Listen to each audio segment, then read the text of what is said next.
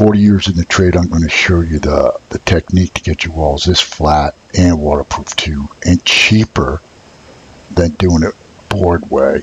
First, I put up aqua bar paper that acts as a cleavage membrane and a waterproof membrane. It separates your tile from the wall, so any movement, it won't crack your tile. This is a soapbox. As you see me, the reason why I'm creasing all these corners and I'm folding it, I'm trying to make like a waterproof membrane in here. As you fold these, I unfold it in the soapbox to keep the corners so no water can get in there. It's like kind of like a swimming pool liner or a shower pan liner. That's how I liking it too. Like I said, I will not staple on any horizontal surface. Make sure to overlap your paper at least 3 inches. When you roll out your wire, that goes on next after this waterproof membrane.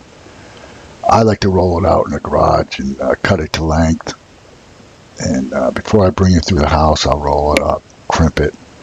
And these techniques I'm showing you, I have a complete video on how to float your walls with fat mud. This is the beginning process.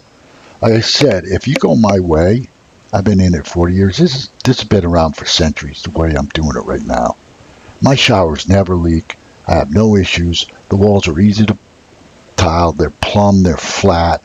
The corners don't crack.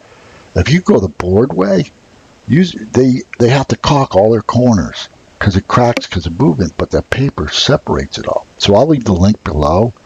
It's a complete video on how to float walls with fat mud. And the next video I'm going to do is showing you how to put up the fat mud. But these are just like introductions. If you want the real one, I'm going to leave the link below. If you want to grout like a pro, I'm going to leave the link below. This is my book, 40 Years in the Trade. Get it.